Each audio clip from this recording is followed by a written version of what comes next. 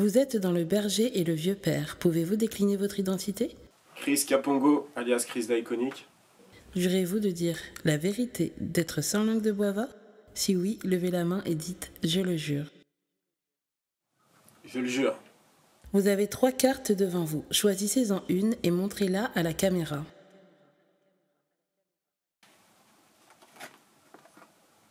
La carte tirée représentera le premier intervieweur qui se présentera à vous.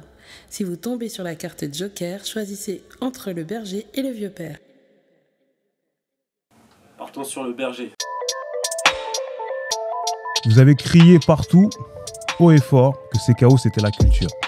Mais quand on voit vos invités, on a l'impression que vos références commencent en 2020. Chris, Ouais. Iconic. Es-tu Marcus Dire? Moi, j'aime pas taper sur les médias en général, c'est trop facile. Mais non, mais parce que tu sais pas. Je tiens à préciser ça. Non mais, tu vois, les gens ils cherchent toujours Bon, frérot, on a tous nos informations d'internet. À un moment donné, il faut arrêter, frère. Enfin, vraiment, faut arrêter avec ces conneries, tu vois. On est tous sur internet, on a tous internet. C'est juste qu'il y en a certains qui savent faire de meilleures recherches que d'autres. Non. Peux-tu dire à Balou d'arrêter de nous vesquiller? Je vous jure qu'il vous esquive pas. Tu sais quoi, je vais parler pour lui. Il y avait beaucoup de jeunes, tu vois. Je te pique. C'est que la première question. Il verra la vidéo de toute manière. Simon, si, Non, vraiment pas. si moi je te pose la question, personne va te la poser. Non. Franchement, les anciens, vous êtes durs. J'ai fait parler, j'ai posé une question de ouf. Je me suis dit, Mais pourquoi quand vous avez parlé de Boboland, vous n'avez pas donné le nom du maire de Boboland? C'est qui le maire du voilà. Pour moi, Eddie Maisy. Ok, d'accord. Hey, why not, man? Pour moi, Ok, d'accord. pour moi. S'il te plaît, pour moi, s'il te plaît, est-ce que tu peux me faire... Moi, c'est Chris d'Iconic. tu veux que je le fasse? Fais-le, s'il te plaît. C'est quoi pour Booba, je le fais. Merci, mon frère. Yo tout le monde, ici c'est Chris d'Iconic et vous regardez un nouvel épisode du Lifestyle Décodeur. Aïe. Voilà, je l'ai fait, tu vois.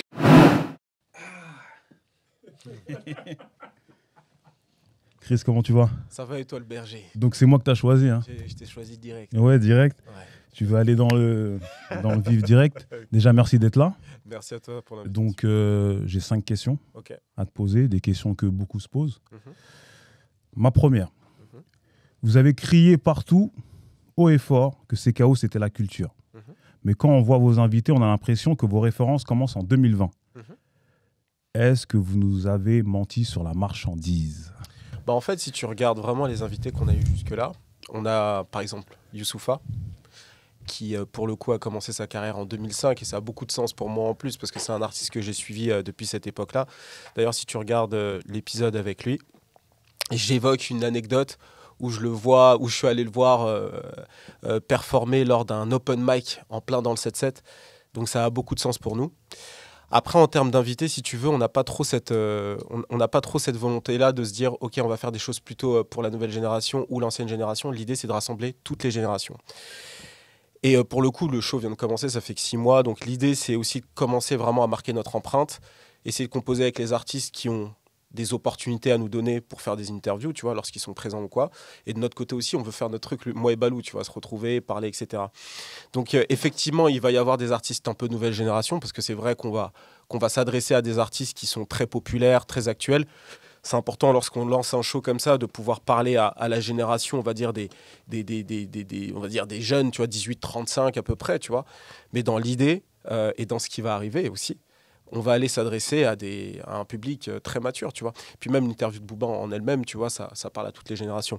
Mais dans les artistes qui vont arriver dans quelques mois, je t'assure que tu vas avoir des artistes qui, pour le coup, ont mis les bases sur le hip-hop et qui n'ont pas commencé leur carrière en 2020.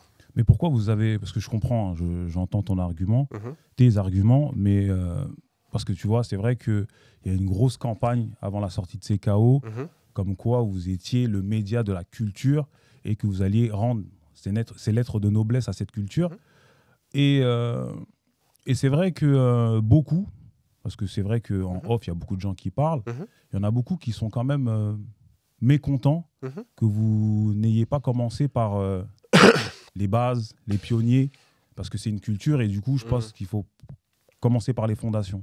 Pourquoi le choix inverse de commencer plutôt avec des artistes qui sont mainstream, qui sont dans l'air du temps, plutôt que les piliers? Je peux comprendre. De toute façon, tu sais, quand tu lances un show comme CKO, avec tout le bruit qu'il y a eu autour de ça, tu peux pas faire plaisir à tout le monde. Globalement, tu vas toujours avoir des gens qui vont pas être d'accord parce que on n'a pas lancé les artistes qui, eux, leur plaisent. Tu vois, si on avait commencé par des artistes, je sais pas moi, la Clica, tu vois, par exemple, sûrement la nouvelle génération nous aurait dit « Ah, vous commencez avec des anciens artistes, etc. » Donc, dans tous les cas, on allait se retrouver dans cette situation-là. Et quand tu fais un show, entre guillemets, à succès, il faut que tu te prépares à ça. De toute façon, ça va arriver. Après, les podcasts qu'on fait, c'est pas une histoire qu'on raconte de la genèse du hip-hop à aujourd'hui. Tu vois, c'est pas un LSD. Les LSD, quand je vais parler d'un artiste ou si je devais parler de l'histoire du hip-hop, je commencerais dans les années 70 et jusqu'à aujourd'hui. Là, l'idée, c'est pas de faire ça. L'idée, d'abord, c'est de créer notre propre univers, moi et Balou. Ensuite, la culture, c'est quoi? Finalement, c'est un mot qui est un petit peu fourre-tout, tu vois, mais finalement, ça va être à la fois la culture populaire, donc celle qui va toucher les jeunes. Donc, tu vas avoir des artistes comme, par exemple, SDM, Tiakola, qui n'avaient pas eu l'occasion de pouvoir se lâcher, parler comme ils ont réellement envie de parler dans d'autres plateformes, tu vois, en tout cas à ma connaissance. En général, c'est très conduit comme, tu vois, des interviews un peu classiques. Nous, l'idée, c'est déjà de créer un espace où les artistes peuvent venir et échanger. Après, indépendamment de leur époque, que ce soit des jeunes artistes qui viennent de démarrer, comme des artistes plus à l'ancienne. Nous, l'idée déjà, c'était de créer cette plateforme. Et puis nous-mêmes, on est en train aussi de se construire au fur et à mesure du temps. Tu vois, je pense que tu sais ce que c'est. Tu vas lancer une émission, il va y avoir, tu vas avoir des retours. Toi aussi, tu es en train de trouver le bon rythme, tu vois, le bon format. Tu vois, par exemple, on voulait absolument faire The Quin, mais on voulait le faire en deuxième partie. On s'est dit, tiens, c'est intéressant, on veut faire un artiste qui commence, qui a un discours, qui a quelque chose à dire. Et nous-mêmes, on avait des questions à lui poser. Donc, on va l'inviter sur le show. Mais il faut qu'on fasse cette distinction avec les artistes en dev, ceux qui commencent à arriver, et les artistes qui sont installés, tu vois. Donc en fait, c'est de composer avec tout ça. Et bon, maintenant, ça commence à faire beaucoup de gens qu'on a fait, mais il y a beaucoup d'artistes, tu vois. Ça dépend pour quelle génération, mais tu vois, La Crime, ça fait déjà un petit moment qu'il est là. On a fait Youssoupha, il y a plein d'artistes, comme tu le sais. Quand tu crées un show comme ça, qui sont programmés, qui doivent venir, mais pour X ou Y raison, tu vois, ils vont pas arriver maintenant. Tu as d'autres artistes, tiens, je peux pas te donner... On a l'impression que vous n'aimez pas les vieux. Non, c'est pas ça. Mais je vais te donner un exemple. Parce que tu m'as donné l'exemple de Youssoupha, mais en réalité, Youssoupha, même si en termes d'âge, il est âgé, dans le game, il est arrivé il n'y a pas très longtemps en réalité. Ah bah tu vois, mais ça c'est pour toi. Pour moi, ça fait 20 ans. 20 ans qu'il est là quand même. Non, moi je le suis. Ouais. Tu vois, les Frères Lumière, tout ça, et je le suis depuis très longtemps. Mais le Youssoupha que le grand public connaît, moi, c'est quand même depuis... tu sais, lui, c'est Désir déjà, 2008. Ouais, mais... C'est dedans. Hein. Mais est-ce que tu... Je trouve que même là, tu vois, actuellement, je trouve qu'il n'y a plus trop de plateformes pour parler de ce genre d'artiste, par exemple. Je trouve qu'aujourd'hui, quand tu regardes la manière dont les médias étaient structurés, moi, j'aime pas taper sur les médias en général, c'est trop facile. Mais... Non, mais parce que... Tu sais pourquoi je dis ça? Parce que j'ai remarqué, aussi avec le temps, les médias, je le vois, moi, parce que tu as un média, tu vois. Quand tu continues à grandir, etc., vous avez déjà une certaine ampleur, vous êtes déjà respecté. Mais quand vous allez prendre en audience, vous allez voir que vous allez avoir beaucoup de gens qui vont regarder ce que vous faites, vous allez avoir beaucoup de critiques, et derrière, financièrement parlant, ça va pas suivre. Donc, en fait, le boulot d'un média est assez ingrat, finalement, tu vois. Tu es là, tu fais de l'audience, mais après, pour monétiser, c'est compliqué. Donc, en général, tu vas avoir que les mauvais côtés, tu vois. Tu es un artiste, tu te fais critiquer, mais au moins, tu gagnes des sous, tu vois. Donc, c'est pour ça qu'en général, j'attaque moins les médias, même si les médias doivent s'améliorer et essayer d'être essayer d'être performants, essayer d'être, d'entendre aussi les critiques constructives, tu vois. Mais globalement, tu vois, pour revenir à Youssoupha, je trouve qu'il n'y ait plus de plateforme pour qu'il puisse s'exprimer comme il s'est exprimé, tu vois. Donc moi, l'idée, avec Balou en tout cas, c'est de créer des conversations avec des acteurs de la culture qui soient divers et variés, peu importe leur époque, il faut que ça nous parle, tu vois. Donc par exemple, il y a des artistes, pour te dire, tu vois, on va parler, pour revenir sur des vieux artistes, comme vous dites, il y a des artistes qu'on a recontactés, qu'on va absolument faire, qui pour le coup n'ont aucune plateforme. Et l'idée, c'était de les avoir... en fait, si ça avait été bon, on aurait pu les avoir là, tu vois. Mais de leur côté, ils se sont dit, mais on a quand même une opportunité, on ne nous a pas recontacté depuis des années. On recontacte l'équipe, on peut essayer de faire quelque chose de cool, mais on ne veut pas passer à côté de l'opportunité. Donc, il faut qu'on revienne avec quelque chose à vendre. C'est normal, c'est des artistes, etc. Ça fait longtemps. Donc ces artistes-là, je te le dirai en off, on va pas les faire tout de suite. Ils sont même pas de mon époque, ils sont de l'époque d'avant. on va le faire plus tard parce qu'on on respecte leur temps aussi de production et on est content de savoir qu'on est une opportunité pour eux, tu vois. Donc tu vas voir ces artistes-là, tu vas voir des artistes à l'époque qui sont très installés. Et tu me rassures. Tu vas voir des artistes de l'époque qui sont très installés, mais tu sais comment ça se passe en off, c'est toujours plus compliqué, tu vois. Tu vas voir des artistes comme ça qui sont programmés depuis longtemps, mais qui sont dans leur tournée, qui sont dans leur projet. Et puis, tu sais, ils sont relax parce qu'ils savent aussi que c'est nous. Donc, ils disent, oh, on arrive. Et nous, on les attend, tu vois. Mais tu vas avoir des artistes qui sont plus jeunes, par contre, qui ont la dalle, qui ont besoin d'installer leur carrière, qui vont être très actifs, tu vois. Donc, en fait, tu vas avoir toutes sortes d'artistes, de cas de figure. Et nous, on essaie de composer avec tout ça. Mais par contre, je peux t'assurer que là, dans les mois qui arrivent, il y a un artiste en particulier que je suis super content de recevoir. Non, en fait, il y en a deux. Il y en a deux, je te le dirai en off. Et c'est des artistes qui sont plus, on va dire, ce que tu appelles, toi, les vieux. Moi, j'appelle ça des légendes, tu vois. Ouais, moi, je disais les vieux parce que là, il y avait beaucoup de jeunes, tu vois. Je te pique. C'est que la première question. Pourquoi tu nous avais caché l'existence de ton frère jumeau? On parle de ce cher Marcus. Marcus Non, Dia. pas Marcus. Lequel? J'ai combien de frères jumeaux, moi, finalement? Vous allez m'en donner combien? En fait, moi, tu vois, je vois passer un peu les extraits et tout sur la toile. Ouais. Et je te sens plus virulent Ok. qu'à l'accoutumée. Ah bon, tu me trouves plus Ouais, virulent? ouais. Intéressant. Ah, ok. Bah, en fait, ce qui est clair, c'est que... Pourquoi ce changement de DA? En fait, il n'y a pas vraiment de changement de DA. En fait, et Balou me l'a fait remarquer. Ah, donc je me trompe pas. Bien sûr, ce que tu me dis là. Alors, en fait, alors les gens disent pas forcément que je suis plus virulent. C'est juste que les gens, en fait, découvrent une autre partie de ma personnalité. En fait, le truc, c'est que les LSD que je présente, en fait, et je l'ai compris avec le temps. Moi, en fait, quand je fais un LSD, je suis très concentré. C'est-à-dire que c'est un script, j'ai pris du temps, j'essaie de donner la bonne information au bon moment. Tu vois, c'est long, et j'ai cœur à faire ça. Et donc, tu vas forcément mettre de côté ta personnalité un peu plus délirante ou un peu plus foufou, quoi, tu vois. Mais les gens qui me connaissent, tu vois, par exemple, Balou, lorsqu'on a fait le podcast, je crois que c'était au 2e épisode, je sais pas, il a dit une dinguerie. Il avait dit, Future, c'est le meilleur chanteur d'R&B, c'est le king du R&B. Et je lui ai dit, ouais, vas-y, tu casses les couilles, tu vois. Et en fait, on n'a pas l'habitude de t'entendre dire. Je sais, tu vois, mais moi, je m'en rends pas compte, tu vois. Des fois, j'oublie ce truc-là. Parce que des fois, il m'arrive de faire des blagues dans mes vidéos, donc je me dis, bon, les gens ont compris plus ou moins que je pouvais rigoler. Et Balou a rigolé à ce moment-là, pendant le show. Ils ont dit, mais tu te rends pas compte, les gens vous connaissent pas cette partie de ta personnalité-là, du coup, ils vont être choqués, tu vois. Et moi, en fait, je m'en rends pas compte. Tu sais, moi, je suis un mec du quartier, je sais pas. Tu sais, je force rien, tu vois. Et quand on est dans un show, t'es avec des gars qui te ressemblent et tout, et c'est un podcast, tu vois, c'est moins préparé. Finalement, tu vas que préparer les questions comme toi, tu vois. Mais après, au final, c'est une conversation. Tu sais, je parle comme je parle, et je peux être un peu fou, crier, ou être un peu plus virulent, je sais pas. Peut-être que tu l'as ressenti comme ça, mais peut-être, pas... mais peut-être bien, hein, ça rend bien. Virulent, incisif. Ouais. Tu te lâches un peu plus. Ouais, c'est un clair. peu moins coincé, peut-être. Non, je pense, hein, je pense que le LSD, c'est un format qui, de base, ne laisse pas place à ta personnalité. Le format que j'ai créé, tu vois, quand je l'ai fait en 2017, je m'en rendais pas trop compte. Moi, à la base, c'était quoi? C'est personne me connaît. J'avais un média depuis un moment, ça faisait un peu de vues, c'était cool, mais là, c'est OK, je vais montrer mon visage. Je vais mettre toutes mes billes dans un seul panier. Donc, il faut que ça fonctionne. Donc, j'avais pas le temps de... En fait, inconsciemment, c'était OK, je fais une vidéo, il faut que les gens, à la fin de la vidéo, ils aient tout ce qu'ils veulent. Il faut qu'ils reviennent, tu vois. Mais si tu veux mettre ma personnalité, rigoler ou quoi, j'ai pas pris YouTube, si tu veux, comme si j'avais 21 ans et que je veux juste partager ma passion. J'étais plus en truc, OK, il faut qu'il y ait un storytelling, il faut qu'il y ait du marketing, il faut qu'il y ait tout ça, tu vois. Donc, je me mettais de côté, et puis j'aime pas trop parler de moi de base, tu vois aussi.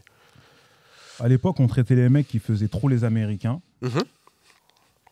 Aujourd'hui, on prend ceux qui en parlent pour des scientifiques de la culture. Peut-être bien, j'en sais rien.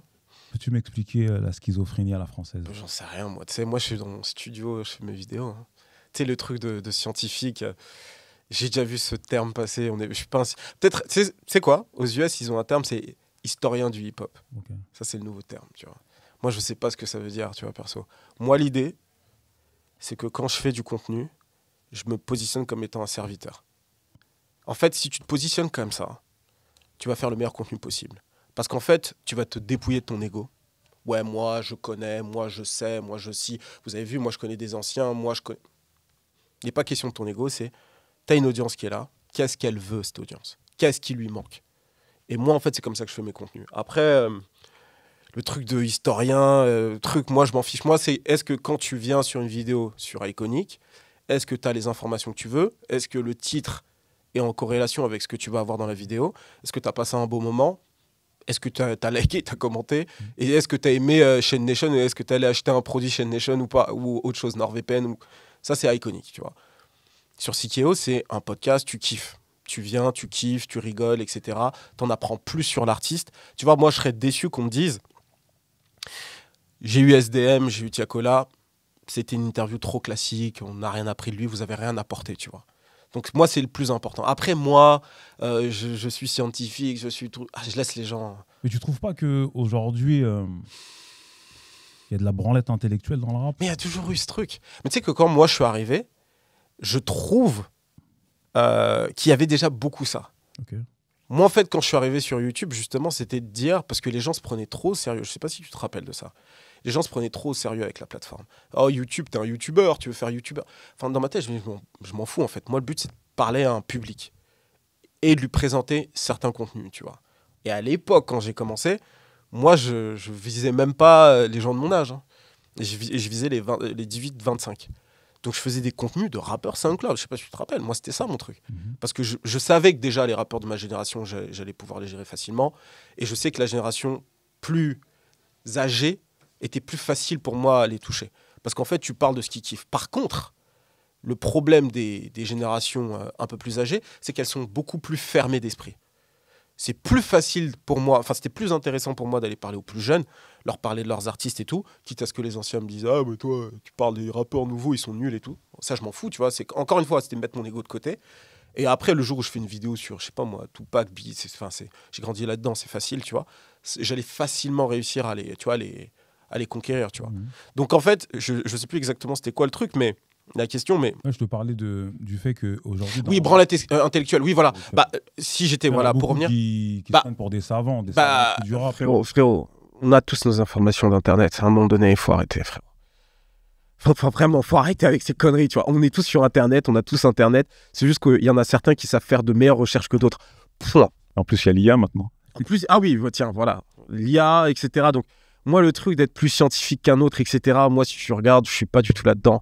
Moi, je suis très pragmatique. C'est-à-dire, OK, est-ce que le contenu est bien?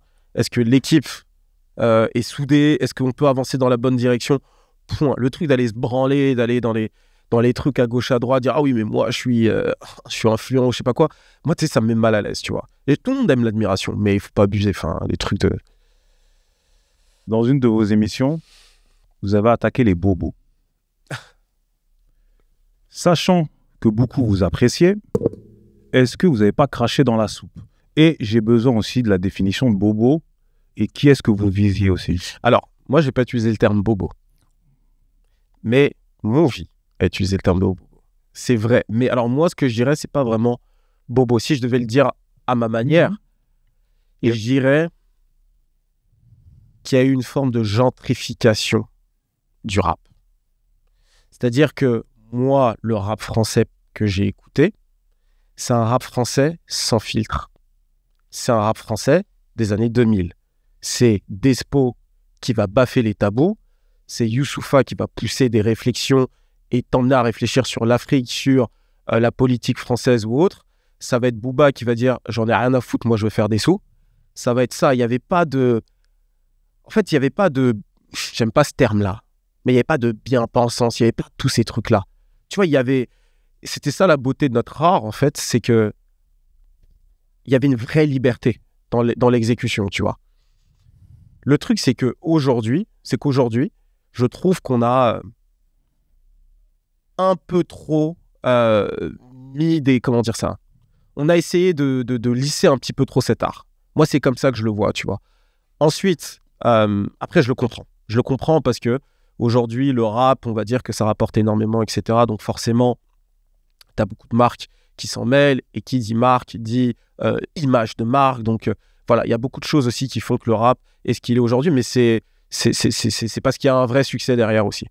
Mais moi, je dirais qu'il y a une gentrification qui est un peu relou, surtout pour des gens qui ont vécu la culture depuis très longtemps. Est-ce que tu peux expliquer gentrification? Gentrification, bon, la gentrification, c'est, par exemple, tu vas aller à Saint-Denis, c'était à la base, tu avais des populations, on va dire, immigrées ou quoi, avec peu de moyens.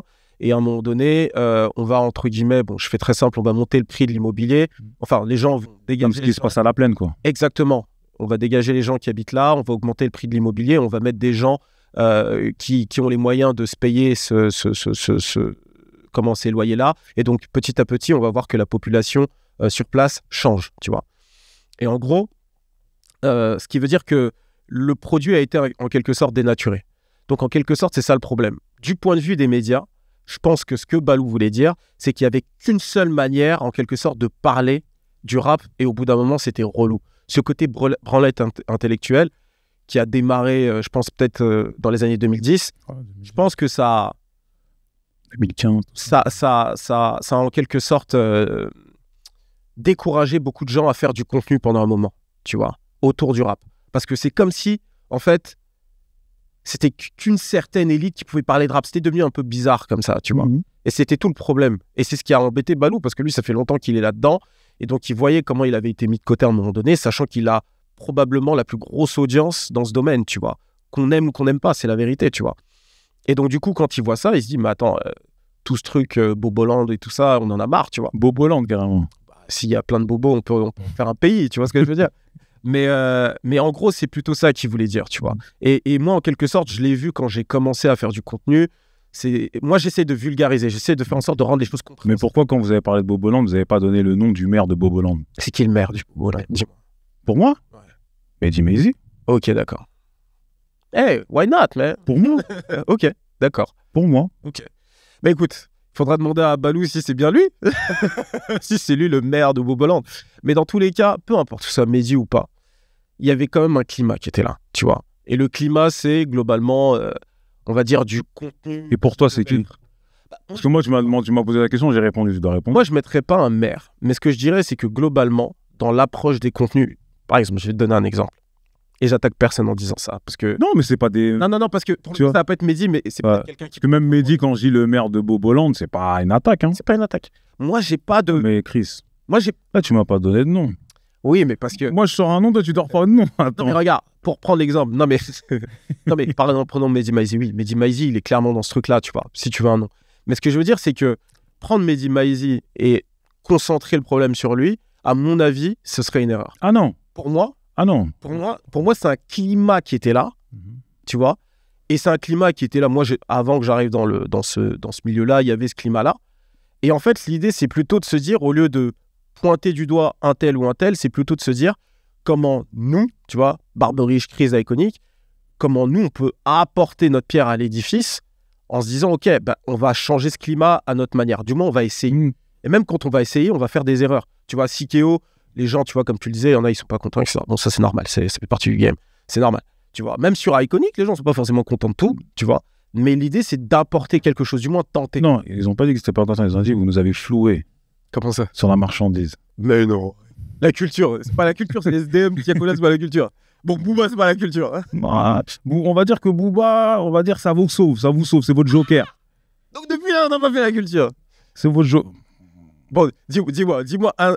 Mets-toi Youssouf à côté. Qui parmi les invités, tu trouves qu'il y a plus... Moi, tu vois, Diddy Stone, pour moi, pour l'instant, même si je respecte son parcours... C'est ça ton problème. Mais non, mais Diddy Stone. Mais non, mais... On a fait... Mais tu me demandes. Non, moi, voilà, en plus, la petite sœur, c'est une sœur de chez nous, donc il n'y a pas de souci avec ça. Mais ce que je t'explique, c'est que moi, c'est par rapport à la propagande que vous avez fait. Tu comprends? Après, bien entendu que ce que vous faites, on est fiers de ce que vous faites. Parce que vous amenez une autre proposition. Mais, par moment, on a l'impression d'être un peu... je vais te dire, Diddy Stone, pour nous, elle est totalement dans la culture. Parce qu'en fait, la culture... Non, j'ai pas dit qu'elle n'était pas dans la culture. Non, parce que la culture... Parce qu'aujourd'hui, la culture, pour moi, englobe toutes ces personnalités, ces influenceurs, on est d'accord avec ça. Mais pour moi... Tu valides. Mais pour moi, mettre Diddy Stone avant d'autres... Non, c'est une question de rythme. C'est une question de disponibilité. Tu sais comment ça se passe.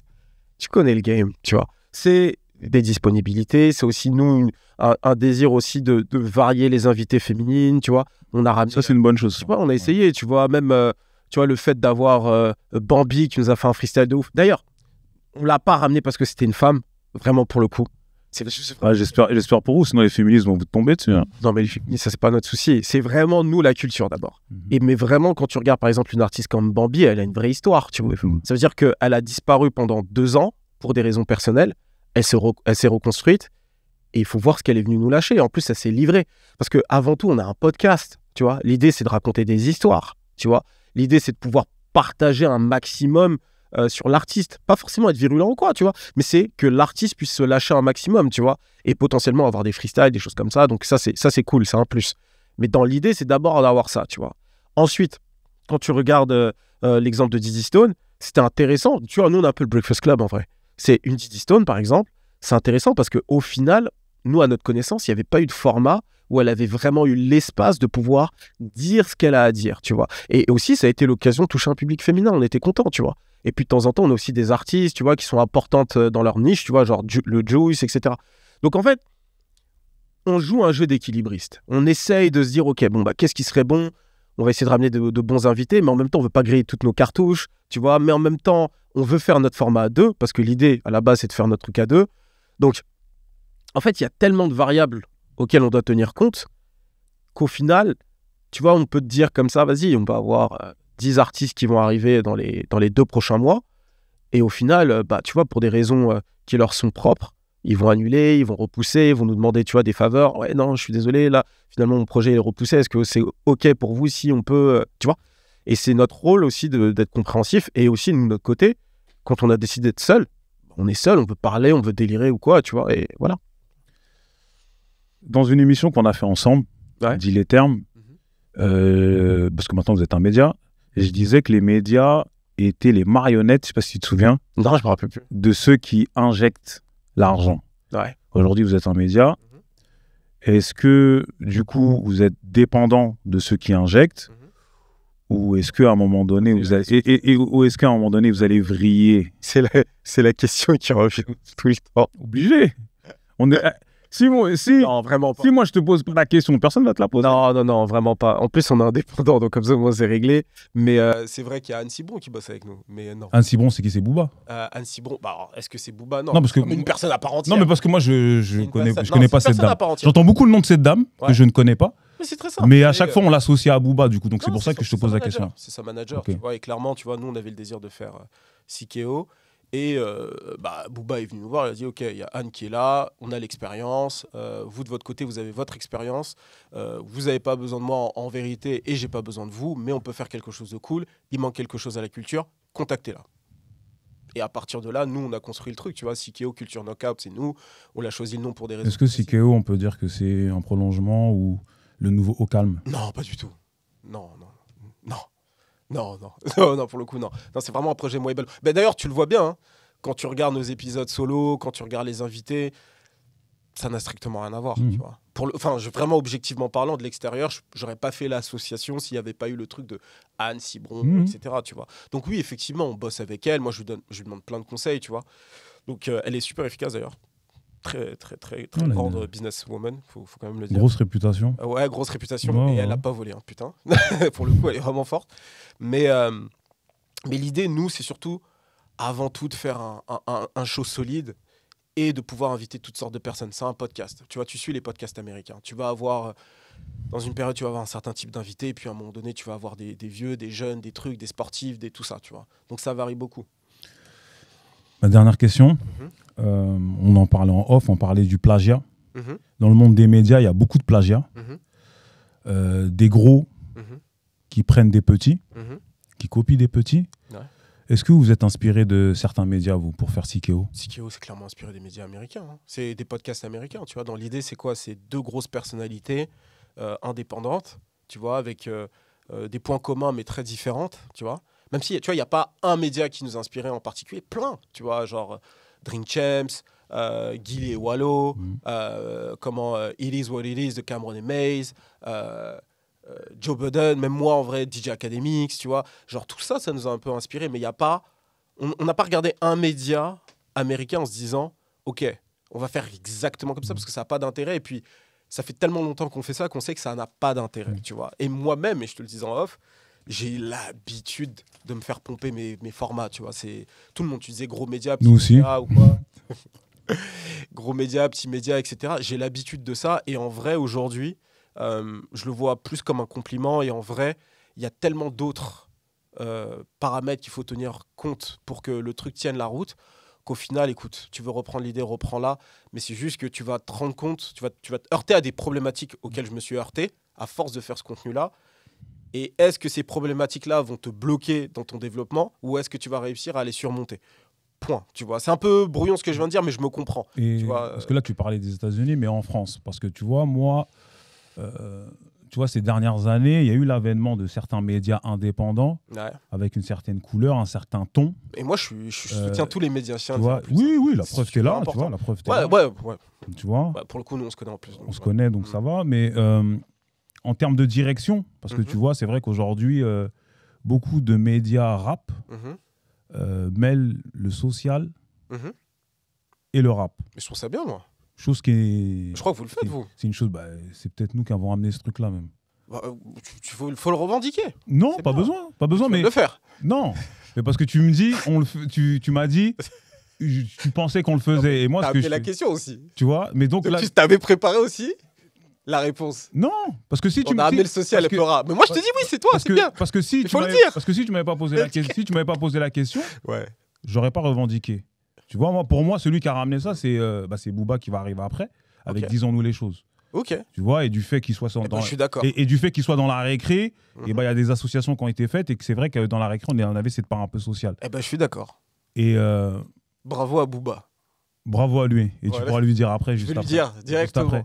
Mais tu vois, il y a une petite mouvance là depuis 5 ans, on va dire. Ouais. Est-ce que cette mouvance, qu'est-ce que vous pensez de cette mouvance du coup? Moi, je trouve ça super lourd. En fait, le truc, c'est que dans ce que Booba a proposé, parce que pour le coup, je peux me focaliser sur Disons-nous les choses, je trouve que c'est un média qui essaie pas de faire du jeunisme.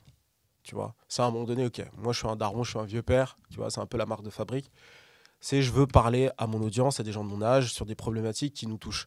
Je pense que tu ramènes, tu vois, no disrespect, mais tu ramènes, je vais prendre un exemple, tu vois, un artiste qu'on a peut-être reçu, tu vois, un Codes, tu vois, qui nous a fait une super interview, tu vois, chez Disons-nous les choses, ça n'a pas beaucoup de sens. Après, c'est peut-être lui de son côté, il va avoir un certain discours, du coup ça a du sens aussi, mais dans l'idée, c'est pas forcément des artistes qui sont, on va dire, qui fit avec le format. Moi, j'ai plutôt l'impression que ces formats-là, ça sort même du hip-hop, quoi. On est vraiment dans quelque chose de social et tout ça, tu vois. Donc c'est important d'avoir des formats comme ça, mais ce qui est le plus important pour moi aujourd'hui, c'est de me dire, ok, comment ce format-là peut tenir financièrement sur le temps, parce que c'est beaucoup de temps investi, c'est beaucoup d'investissement, beaucoup d'organisation, tu vois. Même avec Booba, pour faire cette émission, tu vois, il me faisait des messages, moi j'oublie, ah désolé vieux, tu connais, tu vois. C'est beaucoup d'investissement, c'est pour ça, encore une fois, je reviens au même sujet, c'est pour ça que moi j'ai beaucoup de respect pour les médias, parce que c'est beaucoup d'investissement, et quand il y a un peu d'audience, ça veut pas dire beaucoup d'argent, mais beaucoup de critiques. Donc c'est pour ça que je suis très bienveillant là-dessus, tu vois, même si, encore une fois, je le redis, je pense qu'il y a des choses qu'on peut faire mieux, tu vois. Mais je trouve ça très bien, moi. Moi, je trouve ça très bien de mêler ces choses-là. Et ça correspond, en fait, aux différentes audiences. C'est-à-dire que moi, par exemple, moi, dans les contenus que je consomme, ça va plutôt être sur YouTube plus du business, entrepreneuriat, histoire et rap, tu vois. Mais je pense qu'il y a une vraie audience qui s'intéresse aux problématiques sociales des quartiers. Et c'est important d'avoir un format où les gens puissent s'échanger, tu vois. Donc, l'idée de justement pas aller faire comme ce qui marche. Ah, il y a des émissions rap sur... par exemple, moi, j'ai participé à une super émission là ce week-end avec eBay, d'ailleurs, big up à lui, où on va écouter des artistes et on va découvrir qui est qui, tu vois. Ça, c'est fun, tu vois. Mais c'est eBay qui a 22 ans, je crois, ou 23, tu vois. Donc, pourquoi, à 40 ans, faire des formats comme des gamins de 22 ans, tu vois? Il faut faire des formats qui correspondent à ton âge et à ta démographique, tu vois. Pas être dans un truc, tu vois, courir après ça. Donc moi, je trouve ça très bien. Pour moi, c'est fini. Ok. Merci d'avoir été sans langue de bois. J'ai essayé. Mais tu m'as toujours pas donné le maire adjoint de Boboland. Ah, faut que je donne un maire adjoint. Moi, j'ai pas de maire adjoint, tu sais. Moi, je suis dans des entités, dans les esprits qu'on essaie de combattre. Maintenant, c'est au tour du vieux père. Chris, Ouais. Iconic. Mhm. Es-tu Marcus Dia? Alors, ça, c'est une très bonne question. Alors, j'ai essayé de cacher mon identité pendant des années. Mais on m'a démasqué. Alors, c'est très drôle parce que dès que la chose s'est passée, j'ai fait direct un DM au gars, en fait. Parce que je lui dis, ouais, yo, l'alter ego. Et puis, tu sais, j'avais pas regardé... En fait, j'ai pas regardé ses contenus depuis des années, en plus. Et je savais plus trop ce qu'il faisait. Enfin... Et c'est assez intéressant parce que du coup, je me suis dit, putain, mais qu'est-ce qu'il dit dans ses vidéos? Parce que j'espère qu'il est pas insultant ou quoi, tu vois. Au final, je suis allé regarder ses vidéos, tu vois. C'est des vidéos qui sont, tu sais, vachement... tu sens qu'il tu sens qu'il s'y connaît en géopolitique, il a un avis très tranché sur les choses. Et en vrai, c'est intéressant. Moi, ce que je dirais, de mon point de vue, bien sûr, humblement, je pense qu'il peut aller sur des sujets beaucoup plus intéressants en dehors du rap. Parce que la petite niche du rap français, je trouve ça pas super passionnant au bout d'un moment, tu vois. Je pense qu'il a fait le tour. Enfin voilà, c'est mon avis sur le gars, sinon on a parlé. Et ce serait très difficile pour moi d'avoir deux identités. Alors, toi, tu me connais, hein, entre Sikeo, Iconic, les vidéos, les équipes, les trucs en interne. Si j'étais en mesure de faire un autre format complètement différent où je critique des rappeurs ou quoi, je pense que je serais mort depuis déjà 2 ou 3 ans de burn-out, ou je sais pas. Mais est-ce que c'était pas compliqué pour toi parce que tu as été jeté en pâture comme ça là? Ah bah en vrai, Parce que t'as pas l'habitude, toi. J'ai pas l'habitude. Toi, t'as un format cadré. Est-ce que tu peux, s'il te plaît, pour moi, s'il te plaît, est-ce que tu peux me faire... Voici Chris d'Iconic. Tu veux que je le fasse? Fais-le, s'il te plaît. C'est quoi pour Booba, je le fais. Merci, mon frère. Yo, tout le monde ici, c'est Chris d'Iconic et vous regardez un nouvel épisode du Lifestyle Décodeur. Aïe. Voilà, je l'ai fait. Tu vois. Donc, d'ailleurs, tu noteras que Marcus l'a fait pendant toute cette période et je trouve qu'il était très bon et limite, il a dû mettre un petit peu le doute dans l'esprit des gens. C'est vraiment fort. Mais pour revenir au sujet... En fait, ouais, forcément. En fait, d'abord, j'y croyais pas parce que j'avais déjà vu ça. J'avais vu un tweet ou deux comme ça plusieurs semaines avant que ça arrive, mais je me suis dit, mais c'est quoi ça? J'ai pas compris la comparaison au départ. Et ensuite, lorsqu'on m'a dit que c'était Rof qui avait fait un post dessus, je me dis, mais non, il s'en fout. Enfin, c'est pas vrai, tu vois. Et puis, je pense qu'il pense que c'est faux, tu vois. Et en fait, j'ai vu qu'il m'avait bloqué, tu vois. Finalement, on m'a envoyé le truc, j'ai vu que c'était le cas, je me suis dit, oh, intéressant. Et j'ai pris le temps au début de réfléchir et de voir comment il fallait répondre ou quoi, parce que tu sais, moi, je fais pas du contenu pour ça, à la base. Moi, à la base, c'est comme j'ai dit, tu vois, t'es dans une position de serviteur quand tu fais du contenu, tu proposes du contenu à ton audience, etc. Là, il faut commencer à rentrer dans des polémiques, dans des trucs. Et je trouve ça dommage parce que, en dehors de moi, je pense que les gens qui se lancent qui veulent faire du contenu dans le rap français, s'ils se disent, ah, je vais faire du contenu dans le rap français, il y aura son lot de problèmes. C'est dommage parce que déjà, quand tu es un média, ça te rapporte pas beaucoup. Si en plus de ça, ça te rapporte des soucis, des trucs, même si tu vois, ça c'est rien en vrai, tu vois. Mais quelqu'un qui a peut-être pas l'habitude ou qui est peut-être moins exposé ou plus sensible, ça peut vraiment le toucher et le pousser à ne rien faire. Et derrière, tu as des gens qui vont regarder et qui vont dire, ah non, je vais pas faire de contenu sur le rap français parce que je vais avoir des problèmes avec Rof, tu vois, un truc improbable, tu vois. Donc moi, c'est plus ce côté-là de se dire, j'espère que ça va pas freiner d'autres jeunes de se lancer dans ce domaine-là, parce que aujourd'hui, on a le luxe de pouvoir se plaindre des médias parce qu'il y en a, tu vois. Il faudrait que dans 2-3 ans, il y en ait davantage et qu'ils prospèrent davantage aussi, tu vois, qu'il y ait plus de réussite là-dedans, tu vois. Et pour ça, il faut que les gens puissent se lancer, soient inspirés et qu'ils n'aient pas peur de le faire, tu vois. Est-ce que ça t'a touché psychologiquement, ça? Non. Parce que... Sur le moment, en fait, tu sais quoi, c'est plus ma réponse et tout. Je me dis, je savais pas trop, il fallait que je fasse une réponse. Non, mais j'ai vu tes yeux quand tu as fait ta réponse. J'ai dit, Chris, je le connais, ça se voit, il est pas à l'aise avec cet exercice de face caméra comme ça. Et moi, je préfère, tu vois, des exercices où tu sais, tu viens, par exemple, on va te bousculer un peu. Bon, je sais que je vais voir Barbarie, tu vois, c'est le jeu, tu vois. Mais le truc d'aller répondre à des rappeurs, des trucs, tout ça, c'est des trucs de merde. Je dis, mais qu'est-ce que je fais là, tu vois? Littéralement, c'était à un moment donné, mais qu'est-ce que je fous là, tu vois? À la base, moi, c'est pas pour ça que je faisais ça, tu vois. Déjà, j'ai accepté de faire des concepts, tu vois, même si Kéo, à la base, c'était pas un truc prévu. Enfin, moi et Balou, on s'est dit, on va faire un format ou quoi.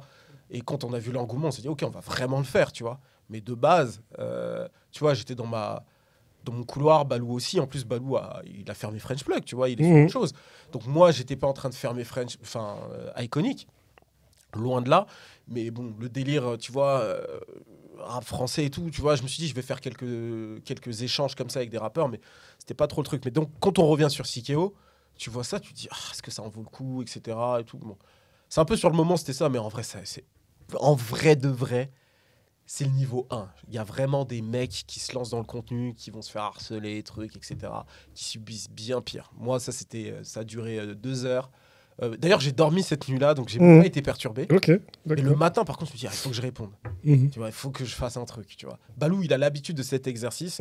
Et d'ailleurs, il m'a dit, t'es rentré dans la pensée. Attends, il m'a montré des anciennes vidéos avant qu'on se connaisse. Quand moi, je faisais pas encore de vidéos, tu vois. Et il m'a montré plein de vidéos où il a dû répondre à plein de gars. On se disait, ah ouais, putain, c'est relou. Ah, ça va être ça, en fait. Or, tu veux juste faire du contenu, des interviews intéressantes, que les gens puissent en discuter, se l'envoyer sur WhatsApp. Ah, regarde, cette interview, elle est cool. Ah, regarde, ça, c'est cool. Ah, tiens, là, il a parlé vrai. Non, mais t'as vu ce qu'il a dit là, c'est cool. Là, tu te retrouves dans des trucs qui n'ont aucun sens. Donc, c'est ça qui est dommage. Tu comprends maintenant pourquoi Driver préfère rester dans son couloir, tu vois, et pas se mêler. Enfin, en tout cas, moi, de ce que je comprends de l'extérieur, c'est un peu ce que je faisais jusque-là, tu vois. Moi, mon format de base sur ma chaîne, j'ai pas d'invité, tu vois. J'avais pas spécialement envie de voir des gens, tu vois. Mais c'est avec la force des choses, j'ai eu des demandes, donc j'ai commencé à faire des interviews et ensuite il y a eu Sikeo, tu vois. Bah, à la base, moi, rencontrer des rappeurs et faire des... C'était pas... Tu vois. ma deuxième question, crise d'Iconic, crise de Sikeo. Peux-tu dire à Balou d'arrêter de nous vesquiller? Je vous jure qu'il vous vesquille pas. Tu sais quoi, je vais parler pour lui. Je Franchement, je te jure, on a tellement de demandes. Franchement, des fois, tu sais, on est fatigué. En fait, limite, il devrait prendre un stagiaire qui gère uniquement l'aspect parution dans les médias dans les médias d'alentour, tu vois. Et en fait, je pense qu'il galère vraiment. Je sais que moi, déjà, c'est compliqué. J'essaye d'accepter, de le faire, etc. Tu vois, même moi, regarde, je t'envoie des messages, je dis, ah, putain, il va croire que je le vesquille, putain, je suis désolé, tout ça. Mais il y a plein d'autres gens avec qui je galère. J'ai plein de demandes qui sont non... Tu sais, j'ai pas répondu. Pas parce que je veux pas leur répondre et que je les snob. C'est juste qu'en fait, t'as beaucoup de gens qui te demandent ça. Et en plus, on le disait tout à l'heure, le développement des podcasts, t'as de plus en plus de contenu, etc. Donc moi, j'ai cru que tu m'avais vesquillé à un moment donné. J'étais là, j'ai dit, bon... Arrête, sérieux? Je me suis dit, bon, le refrain, là, il est ça, il est... Vu tout ce qui s'est passé avant avec les polémiques, Marcus Dia, tout ça, je dis, non, ça va. Je dis, le frère, il est en mode, mais vas-y, c'est quoi, tranquille, tu vois. Non, ça va. Franchement, non. Franchement, c'est pas... Après, tu sais quoi, par contre, c'est vrai. Chaque semaine, à un moment donné, il y avait un petit truc qui arrivait. C'est le rap français. Des DM, des trucs. On dit, mais... Les gars, en fait... Vous faites pas ça chez Le Quotidien, tu vois. Ça, c'est juste parce que c'est des Renois, en vrai, on est indépendant, donc forcément, on peut se permettre de faire des choses. Mais enfin, c'est encore un autre débat, une autre discussion. Mais non, pas du tout, c'est pas du tout ça. C'est juste qu'en vrai, si tu regardes mon WhatsApp, et mon équipe le sait, j'ai à peu près tous les jours une trentaine de conversations ouvertes. Vraiment, tu vois. Et c'est du personnel. Il faut aussi que je prenne un numéro privé. Bref, j'y travaille. Attends, t'as une trentaine de conversations ouvertes. 20, allez, 20. Parfois 30. T'es fort. Moi, en tenir 2-3, je n'arrive pas. Moi, j'en tête 2, même 2-3, ça me... Qu'est-ce que j'ai là? Regarde, attends. Bon, là, tu vois, aujourd'hui, je traite très bien. Et attends, mais t'as les... Oh, bah tiens, intéressant. On va regarder ensemble. Ça, c'était hier, d'accord? Hier. Ça, j'ai pas encore répondu à ça. Ça, c'est ce matin, 9h30. 2, 3, 4, 5, 6, 7, 8, 9, 10, 11... 12, 13, 14, 15, 16, 17, 18, 19, 20, 21, 22, 23, 24, 25, 26, 27, 28, 29, 30, 31, 32. Tu vois, je t'ai pas menti, hein. 9h30. Ok, d'accord. Mon gars, t'es fort, hein, parce que moi, je n'y arrive pas. Moi, il a carrément plus dans des je suis en train de craquer. Il y a des conversations où des mecs, ils te laissent des audios de 6 minutes. Moi, je suis là, je dis, déjà, c'est criminel de faire ça. C'est pas bien, faut pas faire ça. C'est criminel, frère. T'es dit, en vrai, t'es un podcast à gérer. Donc, j'ai 30 conversations comme ça ouvertes. Et en fait, j'essaie de me discipliner maintenant, de me dire, à la fin de la journée, j'essaie de répondre à tout le monde. Ou j'essaie de reprendre. Et même ce que je fais, ce que j'essaie de faire, c'est de reprendre le moi. Et des fois, quand j'oublie de répondre à des gens ou quoi, quand c'est pas des prios, tu vois, j'essaie de me dire, ok, je vais retourner, je vais répondre, tu vois. Donc j'essaye, mais c'est un challenge. Ah non, mais je suis comme toi, pareil. En tout cas, voilà, tu diras à Balou, t'as vu, il veut venir à la récré, il n'est pas venu. Enfin, on a essayé de le relancer, mais bon. Non, mais regarde, pour revenir à Balou, si moi j'en ai 30, lui là, avec tous ces trucs-là. Ça va être compliqué. Ça va être compliqué, tu vois. Donc, des fois, en vrai, il fait des choix quand il regarde ses messages. Il dit, ok, Chris qui m'envoie un message, ça doit être sur Sikeo. Donc je réponds, etc. Je pense pas que ce soit du snobage. Je sais pas comment. Je pense pas. Je te le dis. Il verra la vidéo. Il verra la vidéo de toute manière. Il verra. Voilà. Iconic, Sikeo, Music Feeling. We Hustle ont-ils éteint Rap Elite, Rap Punchline, Bouscapé et Skyrock? Alors, à Iconic, la manière dont c'est construit, c'est je crée ma propre voix, en fait, tu vois. Je savais que, tu vois, dans le climat, t'as Bouscapé, Rap Elite, etc., tu vois. Donc, dans l'idée, c'était comment dire, de créer sa propre lane, tu vois. Dans le rap, c'est comme si j'étais Playboi Carti, tu vois. Il y a Drake, J. Cole et Kendrick qui se bagarrent pour le titre, mais t'as Playboi Carti qui va créer sa propre voix et faire autant de ventes, autant de trucs, sans avoir à forcément cohabiter, etc., tu vois. Ça, c'est iconique. CKO, c'est plus un espèce de putsch. Mais c'est fun, tu vois, c'est du média et tout. C'était de se dire, en fait, moi et Balou, si on se met ensemble, on peut tout éteindre. C'était ça la promesse du truc, tu vois. C'était on va se mettre ensemble, on va tout éteindre, parce qu'on trouve, parce que c'est vrai aussi, c'est le cas, qu'on nous a souvent sous-estimés. Mais alors, quand je dis sous-estimé, c'est même pas, ni moi ni Balou, on le prend personnellement, en vrai, tu vois. En vrai, tant qu'on a notre audience, que ça marche, c'est cool, tu vois. Mais l'idée, c'était de mettre un chaos à la culture, tu vois. On s'est dit, on va lancer ce projet, on va en faire un projet viable, on va créer des opportunités, très important. Le fait d'avoir Diary avec nous, qu'on a recruté, qui est super talentueuse et qui nous aide énormément, que ce soit sur le show, mais aussi en dehors du show, le fait de créer ce climat-là, c'est pour créer des opportunités, tu vois, aussi, tu vois. Bien sûr, bon, tu sais comment c'est un média, hein, pour le monétiser, c'est compliqué, etc. Donc, tu te doutes bien qu'on ne gagne pas d'argent pour le moment. Mais l'idée, c'est de le monétiser, de le faire grandir et tout ça, tu vois. Et de créer un vrai écosystème où des jeunes auront aussi des opportunités chez nous. Que ce soit travailler pour nous, ou alors en tant qu'artiste, tu vois. On trouve qu'il n'y avait plus de format adapté pour accueillir les artistes. Tu vois, tu as un artiste, tu démarres, tu vois, on essaie de monter le freestyle, là, le format freestyle. On a encore un peu de mal, tu vois, on est encore en train de faire les trucs, il faut qu'on se matche et tout, mais dans quelques semaines, vous allez voir un format freestyle avec des jeunes artistes qui démarrent, etc. Donc, donner cette plateforme-là et même créer une expérience, tu vois. Parce que nous, le rap dans lequel on a grandi, c'est des freestyles de Rap City, de Yo MTV Raps, tu vois. Et même à l'époque, ce qui se faisait en vrai de temps en temps sur Skyrock, même si moi j'ai moins été touché par les freestyles Skyrock, à part quelques-uns. Je pense à celui de Despo, par exemple, quand il fait l'inenregistrable, c'est pas un freestyle, mais il le fait en live. Je crois que c'était là-bas. Je crois que c'était chez Skyrock. Je suis pas sûr, mais je crois que c'était là-bas. Mais bref, il y en avait quelques-uns des freestyles radio qui étaient vraiment cool. Et en fait, on veut recréer ce feeling, tu vois.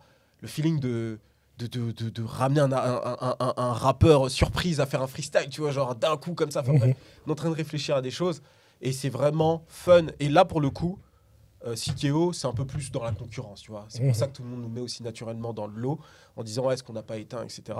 Nous, l'idée, c'est que on est un peu plus dans la concurrence avec CKO, on essaie de faire des trucs cool et on essaie de vraiment créer un truc qui soit un peu qui reste dans l'héritage du rap français, tu vois. L'interview avec Booba, même celle de Youssoupha ou quoi. Tu vois, on parle beaucoup de celle de Booba parce qu'effectivement, il a révélé pas mal de choses, mais celle de Youssoupha, moi, je me rappelle pas avoir vu une interview aussi bien de lui. Hein. Je dis pas ça parce que j'ai dit non, mais indépendamment de moi, tu vois, si j'avais pas fait l'interview, je l'aurais regardé de bout en bout, tu vois. L'interview de Zequin, un jeune artiste comme ça qui s'exprime et qui s'explique sur ce qu'il a dit sur les réseaux sociaux, même le fait qu'on lui donne une chance de pouvoir s'exprimer, de s'expliquer sur ses propos, je trouve que c'est super, tu vois. Et ensuite, même Tiakola, SDM, ils viennent, ils s'expriment. Même Gazo, en vrai. Tu le vois dans d'autres podcasts ou dans d'autres interviews où on le trouve un peu fermé ou quoi, mais le fait qu'ils me connaissent et qu'il connaît le format, qu'il sait qu'il peut avoir un ton libre, dire ce qu'il pense ou quoi, tu vois, ça a donné un très beau podcast, tu vois, où les gens ont passé un bon moment, tu vois. T'as vu, jadis, Rap Elite, Rap Punchline, Bouscapé, pour ne citer que, ils ont toujours cette grosse audience, mais tu connais le business, tu connais aussi le temps passe. Ouais. C'est-à-dire qu'à un moment donné, tous les abonnés qu'ils ont, forcément, il y en a qui sont devenus des abonnés passifs. Oui. Parce que je veux dire, je te paraphrase, notre but avec ces chaos, c'était tout éteindre. les avez-vous pas éteints, tu vois, au vu du fait que les gars sont là depuis un certain moment et voilà, tu vois. Là, et en plus, avec tous les médias qui se sont créés entre-temps, tu vois, c'est pas pour rien que j'ai cité We Hustle, que je t'ai cité toi, Iconic. Aujourd'hui, le format qui intéresse beaucoup, c'est les conversations. Ouais, Ouais. et qui font des audiences que eux faisaient à l'époque. Ouais, c'est ça. Tu vois. Le truc, c'est que est-ce qu'on les a pas éteints? En fait, moi, je pense que c'est jamais. Ça, c'est mon point de vue. C'est comment je vois le marché. Nanana. Mhm. Je pense que c'est pas vraiment. Je pense qu'il y avait un manque déjà, pour de vrai, tu vois. Quand tu regardes ce qui se faisait en 2023, même moi, quand je regardais le paysage médiatique, ou même ce que je faisais, tu vois, avec Deal et Terme, je trouve que ça manquait de quelque chose. Tu vois, la promesse de départ, tu vois, sans vouloir manquer de respect tu vois, à Bouscapé et tout. Tu vois, ils m'ont donné la chance de le faire, ils m'ont proposé, tu vois, c'est pas moi qui suis venu vers eux, mais ils m'ont proposé quelque chose de cool. Mais tu vois, même dans le format ou comment c'était fait, je trouve qu'il n'y avait pas... ça manquait de ce côté épicé, tu vois, que les gens veulent avoir cette forme de liberté dans la parole, dans les sujets abordés, tu vois. Et je pense que c'est vite devenu une émission, on va dire, plus business, tu vois. Et c'était pas la promesse de départ, tu vois. Donc ça, c'est un peu dommage. Mais globalement, en dehors de ça, il n'y avait pas beaucoup de talk show. Je pense même pas qu'il y en avait. Et dans ce qu'il y avait, je trouve que, en fait, les jeunes se retrouvaient plus trop dans les formats. Soit c'était trop devenu lycée, et on en revient à ce que je disais tout à l'heure au Berger, sur le côté un peu gentrifié du truc, donc très propre, très lisse, très clean. Tu vois, c'est pas une mauvaise chose que ce soit un peu plus clean, tu vois. On en avait besoin à l'époque. En tout cas, moi, à mon époque, ou quand je regardais les clips de rap, on avait besoin un peu de ça. Mais tu vois, je pense que les gens avaient besoin d'une forme d'authenticité et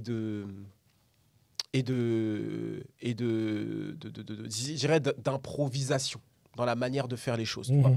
Et je trouve qu'avec Sikeo, c'est ce qu'on a ramené, tu vois. C'est ce truc-là de se dire, OK, Tiakola est là, il va pas faire une interview classique, il est dans une discussion.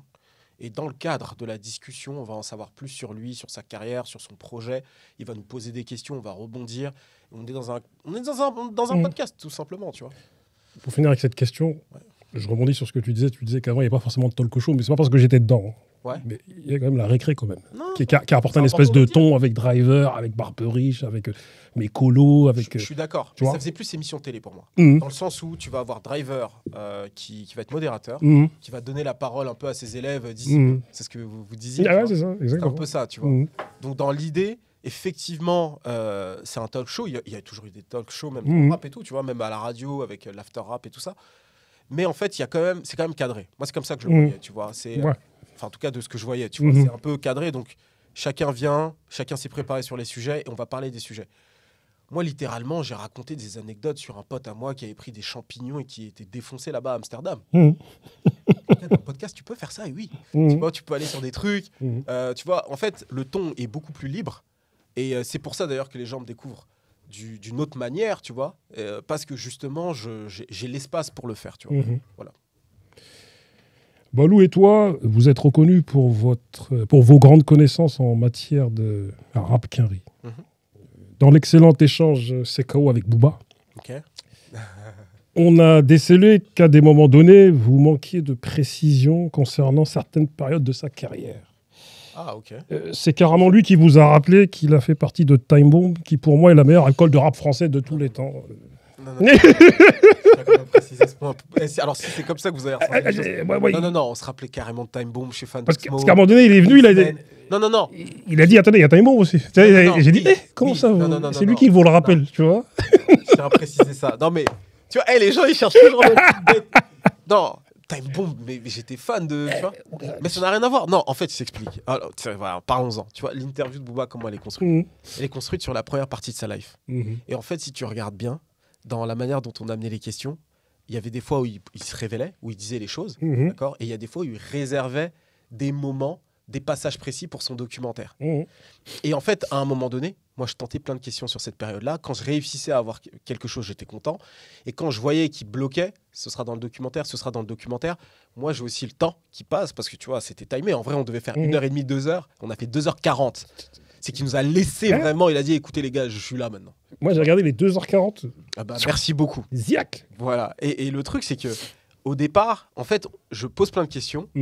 Quand je vois qu'il bloque sur des trucs ou voilà, je me dis, ok, bon, bah très bien, il faut qu'on avance. Il faut qu'on avance parce que, en vrai, on avait beaucoup de questions à lui poser. Et j'allais même aller sur du sociétal, ce qu'il pense de la société française et tout. C'est pour ça que j'ai fait la question d'ailleurs de 6G.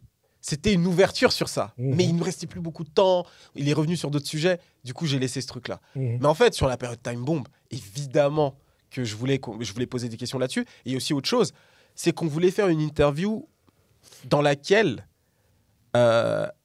on a posé des questions qui n'ont jamais été posées ailleurs.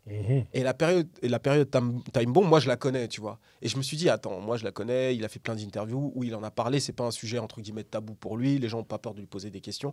Donc, tu peux facilement avoir des informations là-dessus. Encore que, en vérité, c'est bien qu'il nous ait parlé de Time Bomb. Parce que dans cette période-là, ça fait longtemps qu'il n'a pas fait d'interview comme ça. Donc, revenir sur cette période-là, c'est pertinent pour les kids, pour les jeunes. Tu sais, on en parlait tout à l'heure, tu vois. En vrai, là-dessus, c'est cool. Mais c'est juste que nous, on s'est dit, OK, il y a plein de choses à savoir sur Mala, sur, comment il s'appelle, Shai, sur Damso. Tu vois, même Brahms. Après, je me suis dit, putain, on n'a pas posé la question sur Brahms. Mais en vrai de vrai, je me suis dit, ah ouais, mais en vrai, il va le mettre dans le documentaire. Tu vois, il y avait le sujet de Twitter, il y avait le sujet de Caris, il y avait le sujet de La Fune. On ne savait pas de combien de temps ça allait durer. Tu vois, il y avait le sujet de... Il y avait trop de sujets, en fait. Donc, en fait, à un moment donné, on s'est dit, OK, c'est bien la première partie de sa vie, là. Il a parlé des US, il a parlé de Détroit, il a parlé de New York. Moi, je l'ai fait parler du temps, non. Franchement, les anciens, vous êtes durs. J'ai posé une question de ouf. Je me suis dit, il y a au moins un ancien qui va me faire un DM en disant, Chris, t'es chaud. T'as parlé du tunnel, gros. Le tunnel à New York. Et on a Il n'y a pas eu un seul message d'un ancien. Chris, on a appris des choses de ouf. Comme quoi, lui et Ali, ils allaient à New York quand ils étaient jeunes. Ça, on ne savait pas du tout. Ok, moi je savais ça. Tu veux dire, moi je ne savais pas. Ah, ok. Bah tu vois, regarde. Pourtant, je parle avec Ali de temps en temps, on parle longuement. Ouais. Je savais pas. Tu vois, tu vois. Mais on a appris des choses. Tu vois, nous, les Time Bomb Pro, Time Bomb, moi je voulais des questions sur quand ils étaient à la radio, quand ils faisaient leur freestyle. Parce que frère, nous, c'était des super-héros. Pour nous, ils faisaient il lâchait des poules de feu quand il rappait les mecs, tu vois. Ouais, c'est vrai. Les rapports avec Pete Bacardi, les rapports avec X-Men, les rapports... Et je me suis dit... Ouais, mais justement, t'as raison. T'as quand même raison, tu vois. Parce que c'est passionnant. Diable Rouge, tout mais ça. On avait peur de trop s'embourber dans cette période-là et de pas avoir assez de temps sur ce que les gens... En vrai, les gens voulaient savoir qu'est-ce qui s'est réellement passé à l'aéroport. Tu vois, c'est des trucs... Damso, qu'est-ce qui s'est passé réellement? Tu vois, c'est les clips qui ont été le plus repartagés au final, tu vois. Mais t'as raison. En vrai, en tant que journaliste et en plus en tant que fan de Pora. Moi d'ailleurs, tu sais ce que je voulais faire et j'ai pas réussi à le faire. Un peu, mais c'était de le faire parler de rap. C'est super difficile de faire parler de rap à Booba. Tu vois, surtout dans les années 2000. Parce qu'on a les mêmes rêves. Je me dis, et je vais le faire parler, je vais lui dire qu'il était fan de Dipset. Je vais le faire... Tu vois, genre c'est con, hein. Mais je me suis dit, putain, les gens en face, ils vont se dire, les fans de son. Parce que moi, tu sais, au final, moi, c'est la musique avant tout, toutes les histoires qui est autour. Tu vois. J'allais me dire, ah ouais, putain, les gens vont se dire, ah ouais, non, mais en fait, Booba, il écoutait ça comme moi, comme nous, tout ça. Tu vois, c'est ça, tu vois. Mais c'est vrai que sur l'époque de Time Bomb, on aurait pu creuser. Marc Bombatak, Jedi, tranquille. Mais t'as raison. Mais moi, je te le donne. Attends, mais tu sais que tu m'as coupé, j'ai même pas posé ma question. Ah, pardon. Mais tranquille. Je me suis senti attaqué. J'ai attaqué. Mais voilà, bon, je vais te la poser. Dans votre CKO avec Booba, pensez-vous avoir été trop impressionné par Booba et du coup ne pas avoir été assez aguerri face à lui? Franchement, non, parce que pour le coup, on avait plusieurs questions en tête. Et on les a tous posées très directement, tu vois. En vrai, si tu regardes l'interview une deuxième fois à tête reposée, tu vois, c'est des questions qui sont très directes. Est-ce que, tu vois, c'est des trucs que tout le monde se dit. Est-ce que tu as demandé à Caris de prendre tes patins et c'est pour ça que tu lui as fait la guerre, tu vois? On a posé ces questions-là. On a posé la question de qu'est-ce qui s'est passé avec Damso? Est-ce que tu voulais pas qu'il parte du label? Qu'est-ce qui s'est passé avec Shai, tu vois? En fait, c'est des questions très directes, tu vois, parce que l'idée, c'était de se dire, OK, on a peu de temps avec lui, qu'est-ce que les gens veulent savoir et qu'est-ce que nous-mêmes, on veut savoir? Donc, on a posé des questions très directes, tu vois. Même les questions sur Tony Parker et tout ça, là. Nous, à l'époque, on écoutait Fabulous, on a écouté un peu le morceau, on se dit Fabulous Booba, c'est une dinguerie, avec Tony Parker, une dinguerie. Donc, tu vois, on avait des questions à poser aussi sur ce sujet. Oui, mais nous, ce qu'on décelait, pour finir avec cette question, c'était que on a l'impression que vos yeux étaient écarquillés et que des fois, limite, vous bégayez, c'est-à-dire vous étiez, et que vous aviez peur de lui-même, tu vois, quelque part, tu vois. Et que vous osiez même pas le contredire à des moments donnés, tu vois. Tu sais quoi? Je vais te dire. On a l'impression que vous étiez vraiment impressionné en mode. Bon, vas-y, on pose la question. Mais genre, tes fans qui sont en train d'interviewer. Non.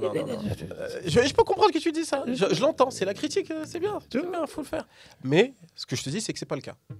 Par contre, il faisait super froid ce jour-là. C'était le nouveau studio. Et en fait, je caillais ma race. Mhm. Non, mais c'est vrai, là, c'est des faits, tu vois. Mhm. Et en fait, il fallait faire l'interview, bien la gérer, etc. On avait le temps qui passe. Et en vrai de vrai, non. En vrai de vrai, Mhm. les questions qu'on a posées, on était sûr de nous. Parce que, écoute, je vais te le dire. De base, moi, la DA avec Movie, la Mhm. DA qu'on avait pour ce show, c'était Cat Williams. Cat Williams, c'est ce qu'il a fait aux US. Quand Cat Williams arrive chez Shine on Sharp, là, tu sais, le podcast très populaire aux Oui, US, je là, connais. il se lâche. Mhm. Il dit tout ce qu'il a à dire. Et nous, on s'est dit, bah, en fait, si on a Booba sur notre podcast, l'idée, c'est qu'on puisse lui poser toutes les questions qu'on a en tête. Mhm.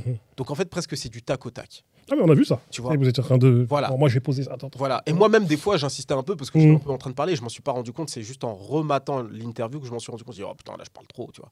Donc, j'ai plus même l'impression que je parlais trop à des moments, tu vois. Mhm. Donc, ça, c'est mon auto-critique, tu vois. Mhm. Le seul passage où, à la rigueur, j'aurais pu être un peu plus, tu vois, un peu plus combatif ou quoi, mais il a compris ce que je voulais dire. Mais tu connais, en vrai, c'est un ancien, tu vois. Mhm. C'est un ancien grand qui parle. Tu dis, ah, vas-y, tu le laisses, c'est l'ancien. Mhm. C'est Jay-Z, frère.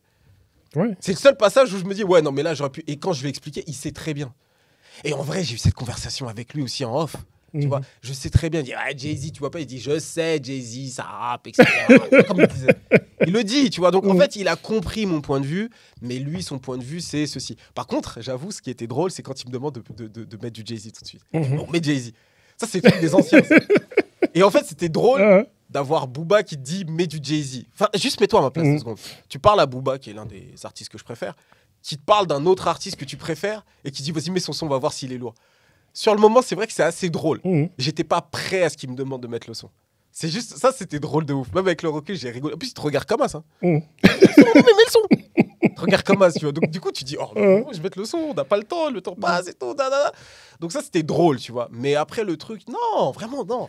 Pour le coup, les questions, il fallait qu'on les pose. J'ai regardé mon téléphone tout le temps. J'ai bientôt plus de batterie, il faut que je pose les questions, tu vois. Regarde, à un moment donné, tu as posé une question sur ses origines sociales.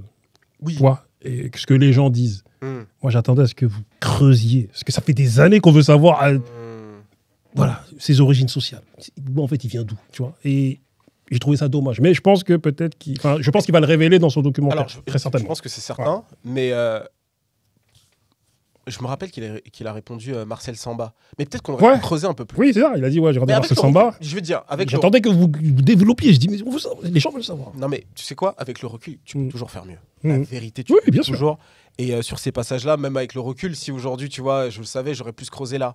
Tu vois, je me suis dit, ah tiens, quand même, j'aurais peut-être dû poser une question sur Brahms, même si je savais qu'il allait le dire, ça sera dans le documentaire. Mais juste le fait de lui avoir dit ça, Mhm. les gens vont entendre qu'on a essayé, tu vois. Forcément, tu veux toujours faire mieux. Mais très bonne interview. Ah, mais c'est très gentil. Je te le dis, j'ai Merci. tout jeté. Il a dit des choses qu'on ne savait même pas sur les rapports qu'il a avec les Mm. artistes. Magnifique. Mais tu vois, c'est ça. Mm. Merci beaucoup. Bah, nous, l'idée, c'était ça, c'est de se dire, à la fin de l'interview, les gens... Excuse-moi, je t'ai coupé. Non, t'inquiète, je t'écoute. Voilà. À la fin de l'interview, il faut que les gens aient des réponses à leurs questions. Mm. Après, c'est vrai qu'il y a du détail, c'est vrai qu'on aurait pu être un peu plus incisif. En vrai, oui, tu vois. En vrai, tu peux toujours être meilleur là-dessus, tu vois. Mais quand nous, on est sortis de l'interview, on s'est dit, ah ok, on a un vrai truc. Là. Ah non, vous avez fait un vrai truc. Hein, ça, Ouais. on peut pas, tu vois. Entre les anciens, on se les fait tourner. Donc je te le dis. Bah ouais, tu vois. Ouais. Mais Moi, je représente les anciens, donc je te le dis. Voilà, les anciens, voilà. Moi, je suis ton baromètre des anciens. Donc moi, je te le dis. Merci. Les anciens, là, plus de 40 ans, là. Ah, ça a tourné. Ma dernière question. Dis-moi. Souvent, lorsque je croise des trentenaires, Mhm. je les salue en leur disant bien ou bien l'ancien. D'un air étonné, gentiment vexé, certains me rétorquent je suis pas un ancien, c'est toi l'ancien. Mais à plus de 30 ans, là, n'êtes-vous pas des anciens? Mais la vraie question, c'est est-ce qu'on n'est pas toujours l'ancien de quelqu'un? Ah bah ouais, parce que moi, si je parle par exemple de toi, je vais parler de toi comme étant un ancien. Mhm. Moi, mes stagiaires, bon, ils ne m'appellent pas l'ancien, mais ils me disent ah, t'es le vieux. Et eux-mêmes qui ont 22 ans, lorsqu'ils parlent à leurs petits frères et sœurs, ou je sais pas trop qui, de 13-14 ans, ils passent pour des anciens. Donc finalement, on est tous l'ancien de quelqu'un. Mhm. Mais vous êtes les vrais anciens. Regarde, parce que ta génération, elle est spéciale. Les trentenaires. Ouais. Tu vois. Et nous, avec Barberis, si tu vois bien, dans le microcosme des médias, Ouais. avec Grice, Ouais. avec d'autres, Starting Block, tout ça, on est comment dire, on est rare, entre guillemets. C'est-à-dire, il y a très peu de mecs de 40 ans et quelques Ouais. qui sont dans les médias qui viennent avant tout. qui viennent de notre milieu là, et parce que les gars de notre génération en réalité ils sont en mode ils travaillent, ils font leurs affaires et ils regardent tous, hein. Ils regardent tout ce que vous faites, tout ce qu'on fait, ils regardent. Et moi j'ai l'impression que vous êtes coincés entre deux générations, les gars de la vingtaine, les gars de la quarantaine. Vous êtes pris entre, vous êtes pris en sandwich en réalité, tu vois. Et j'ai l'impression même que vous êtes schizophrène, tu vois. C'est-à-dire que vous vous sentez jeune, mais d'un côté vous vous sentez vieux. Et je vois plein de trentenaires qui font du jeunisme. Ils imitent les jeunes sans côtoyer les jeunes. C'est drôle, ça. Tu vois ce que je veux dire? C'est drôle de ouf.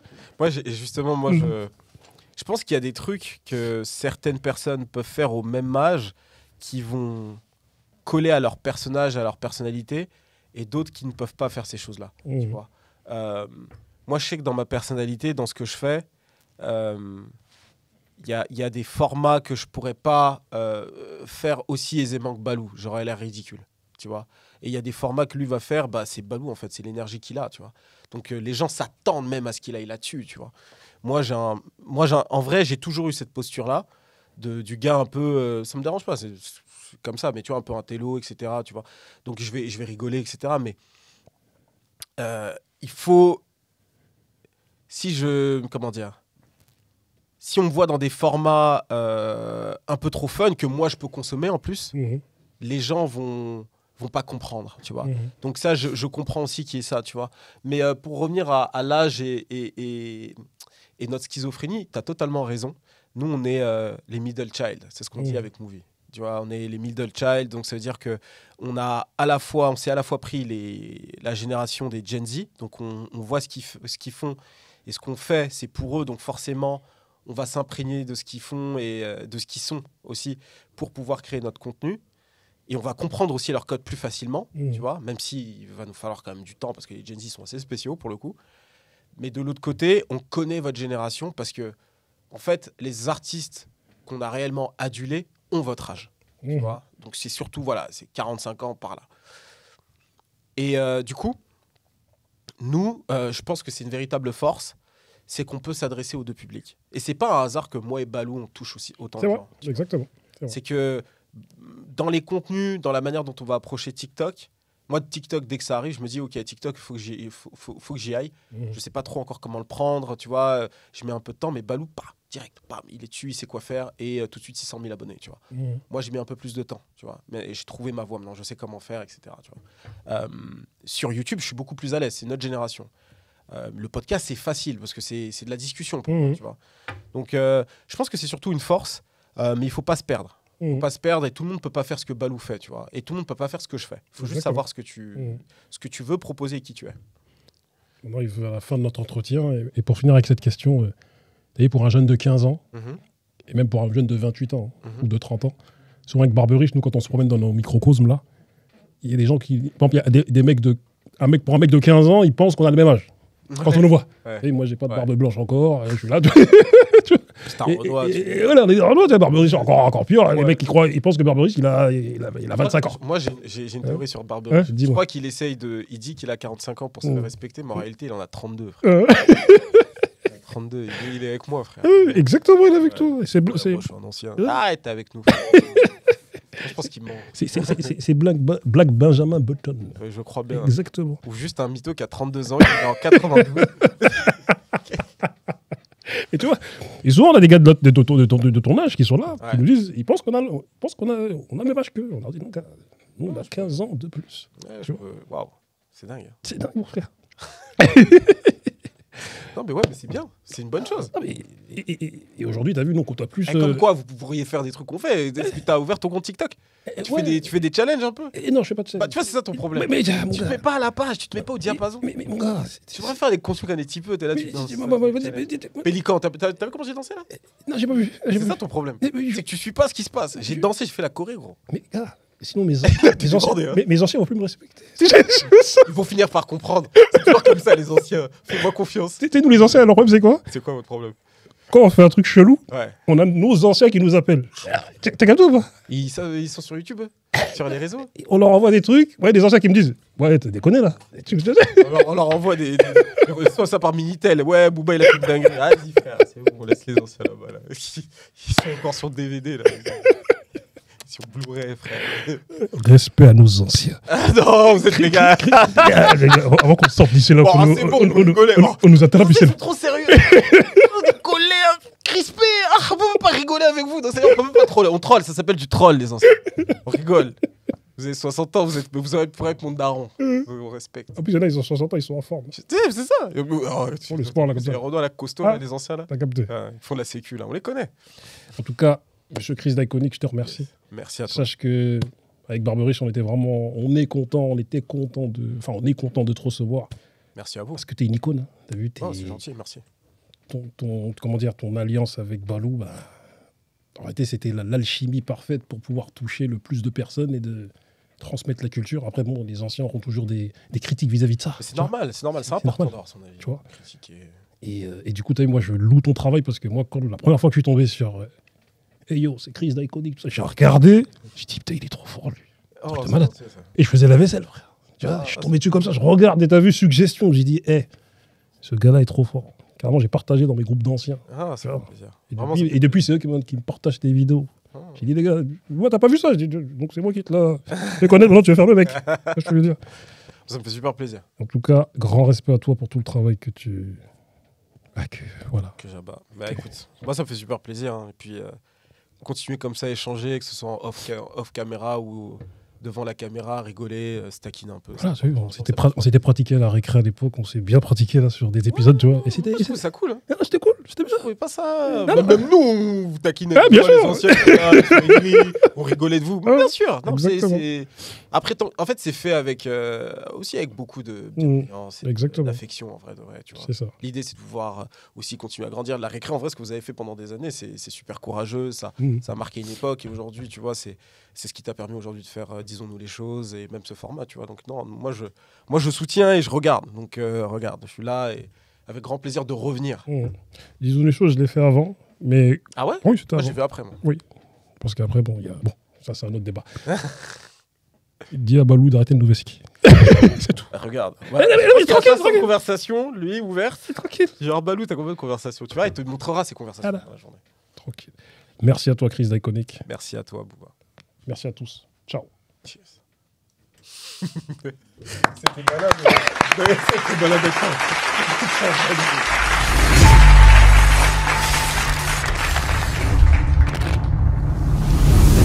N'oubliez pas d'activer la cloche pour vous abonner. À bientôt!